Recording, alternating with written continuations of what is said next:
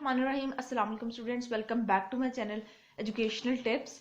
कैसे हैं आप सब? उम्मीद करती हूँ आप सब बच्चे बिल्कुल ठीक होंगे। तो बच्चों, आज मैं आपके साथ शेयर करने जा रही हूँ एक्सरसाइज 1C का आज मैं आपके साथ सोल्यूशन शेयर करूंगी। तो चलिए आप सब बच्चे अपना पेज नंबर कर लीजिए, पेज नंबर 23 पे आ जाए। तो हमारे पास है जी क्वेश्चन नंबर 1।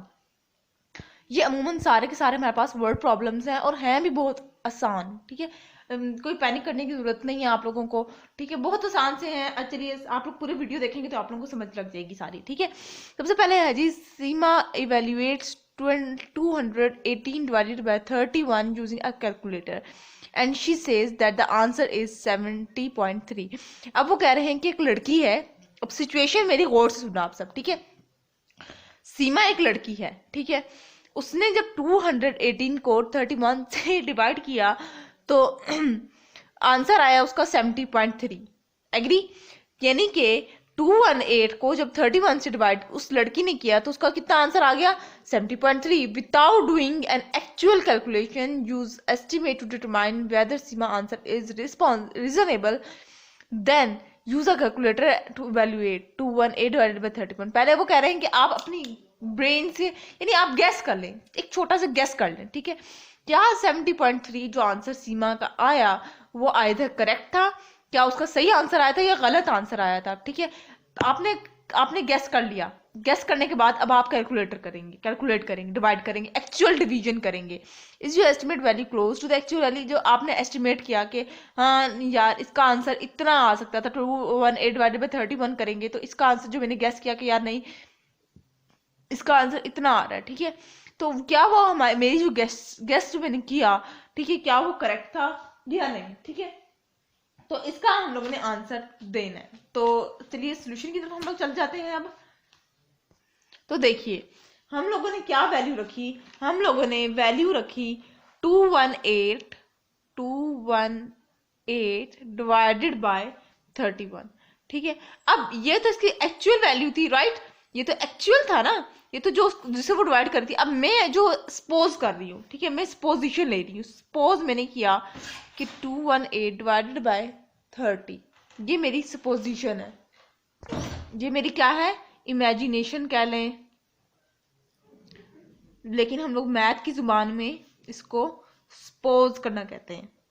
सपोज करना, ठीक है, जो हम लोग अपने गेस कर रहे होते हैं उसको सपोज करना कहते हैं। ठीक है, अब मैं क्या करूंगी, इस पोजीशन वाली वैल्यू को मैं क्या करूंगी, 210 डिवाइडेड बाय 30 कर दूंगी। ओके, 210 डिवाइडेड बाय 30 किया। अब हम लोग 210 को 30 से डिवाइड भी करके देख लेते हैं।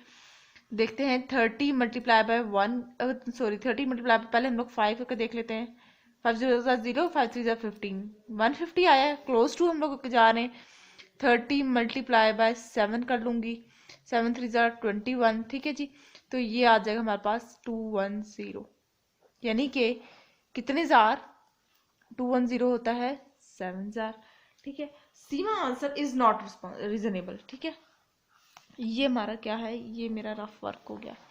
फिर मैं इधर लिखूंगी सीमा, क्योंकि उसका तो 70 आ रहा था, 70.3। ठीक है, सीमा आंसर इज नॉट रीजनेबल। फिर क्या करेंगे, 218 डिवाइडेड बाय 31 कर लेंगे। 218 को अब देखिए, अब जब मैंने 218 को जब मैंने 31 से डिवाइड किया तो देखिए 31 मल्टीप्लाई बाय 7 कर लूंगी। 7 1 जार 7, 7 3 जार 21, 217 आ गया। यहाँ पे 218 217 सही हो गया, 217 कर लूंगी। अब यहाँ पे माइनस होता है, ये आ गया, इधर पॉइंट लगेगा, 0 आ गया, इधर पॉइंट लगाया 0 आ गया। अब आ जाएगा इधर 0 लगाएंगे, 5 जार सॉरी 31, मतलब एक और 0 लगाएंगे तो 3 जार, क्योंकि 31 मल्टीप्लाई बाय 3 कर रहे हैं, 3 1 जार 3, 3 जार 9, 93 हो गया। इस तरह से फर्दर इसी तरह से चलता जाएगा। तो आंसर हमारे पास आया 7.03, जबकि सीमा ने जो कैलकुलेट किया उसका आंसर क्या था, 70.3। उसके बाद फिर हम लोग करेंगे कि मतलब कि मैंने एक सेवन मैंने जब मैंने अपनी एस्टिमेट किया, जब इमेजिनेशन की या एस्टिमेशन की, तो मेरा आंसर आया था 7। मेरा नियरेस्ट टू एक्चुअल आंसर था। ठीक है, तो हम लोग क्या कर देंगे, यस नीचे लिखेंगे, स्टेटमेंट लिखेंगे, yes our estimated value is close to actual value. ठीक हो गया। सीमा का आंसर तो टोटली रॉन्ग था, उसका 70.3 था, जबकि पॉइंट पहले आ रहा था 7.03 था। ठीक है, एक्चुअल आंसर 7.03 था, और जो हमने इमेजिनेशन की वो उसका आंसर 7 आया, तो हमारा एक्चुअल वैल्यू से नियरेस्ट हम क्लोज थे, यूं कहते हैं। ठीक है, अब दोबारा आप लोगों को मैं समझा देती हूँ, ये वाला क्वेश्चन नंबर 1 का सोल्यूशन मैं आप लोगों को दोबारा समझा देती हूँ। सबसे पहले हम लोग ने देखा कि हमारे पास एक्चुअल वैल्यू क्या थी। ठीक है, एक्चुअल वैल्यू के बाद हम लोग ने, उसके बाद आप लोगों ने क्या करना है, और उसके बाद आप लोगों ने सपोज करना है, किसी भी वैल्यू को सपोज कर लेना है। ठीक है, इतनी बड़ी ज़्यादा भी ऊपर नीचे ना हो कि नंबर्स इतने ज़्यादा भी ऊपर नीचे नहीं होने चाहिए, लेकिन यूँ कहते हैं कि थोड़ा बहुत वैल्यूज कम होनी चाहिए, जो इमेजिनेशन में आप लोग ले रहे हैं, जो सपोज कर रहे हैं, वो कम होनी चाहिए। ठीक है, उसके बाद वो उस पोजीशन का हम लोग ने आंसर देखना है। उसके बाद फिर हम लोगों ने एक्चुअल जो हमारे पास वैल्यू थी उसका हम लोगों ने डिवाइड करके आंसर देखना है। फिर हमने कहना है क्या हमारी इमेजिनेशन हमारे एक्चुअल वैल्यू के क्लोज थी। जो एक्चुअल वैल्यू के क्लोज होगी तो फिर हम लोग कहेंगे yes our estimated value is close to the actual value. ठीक हो गया। अच्छा, ये तो हो गया हमारा क्वेश्चन नंबर 1। अब हम लोग आ जाते हैं अपने क्वेश्चन नंबर 2 पर। क्वेश्चन नंबर 2 कहता है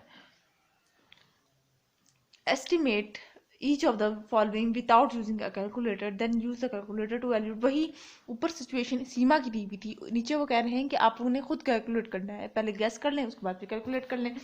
तो पहले पार्ट नंबर ए की तरफ देख लेते हैं। पार्ट नंबर ए है 2013 मल्टीप्लाई बाय 39।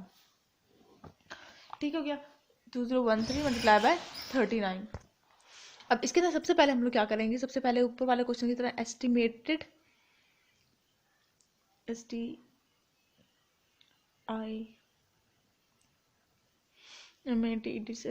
वैल्यू लिखेंगे।